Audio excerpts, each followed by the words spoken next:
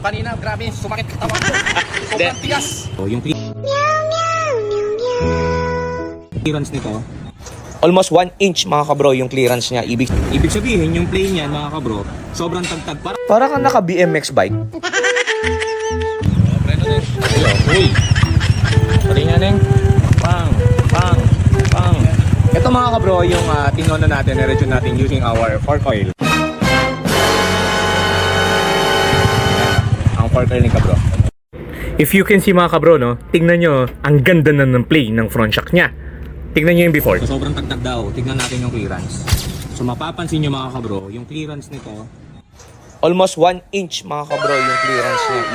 Ibig sabihin, yung play niyan mga kabro, sobrang tagtag. Para ka naka mountain bike. Tagtag. Pwedeng ganyang suspension, pwedeng ganyang tuning, depende. Pwedeng pang racetrack, wala na play yan. Ayan o. Titignan natin yung pinaka-bouncing niya. Ito yung before. Tingnan natin, ang target natin dito, at least half. Para natin yung tinatawag na suspension.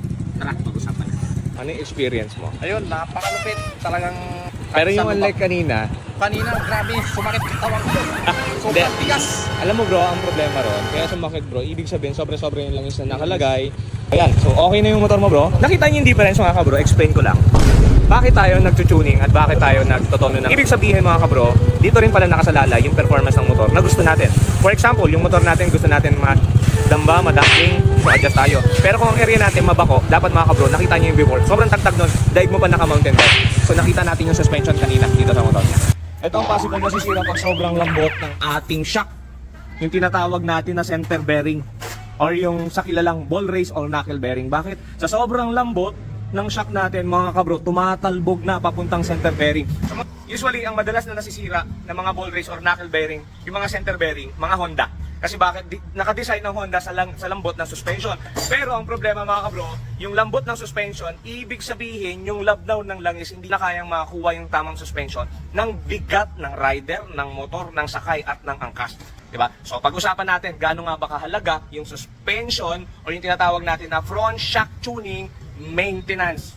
Ayun yung pinaka-prevention natin sa center bearing or tinatawag natin na ball race or knuckle bearing. Iba yung maraming term kasi yung ball race, knuckle bearing, pero ang pinakatawag talaga dyan is center bearing. Isa pa neng, tingnan natin ha, biglang preno, isa pa, biglang preno.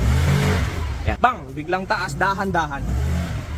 Okay, pakita natin gano'n nga ba kahalaga yung pinaka-suspension or yung fork oil tuning maintenance. Unang-una mga kabro, dapat alam natin yung layo, tagal at gamit ng motor natin. Kasi bakit? Kailangan kasi natin malaman yon, especially sa mga spring. Kasi ang spring naman natin mga kabro, nanlalata siya pag wala ng suspension yung oil. May tinatawag kasi na suspension tuning oil, kung saan ito yung paggagalingan ng nutrients ng shock natin.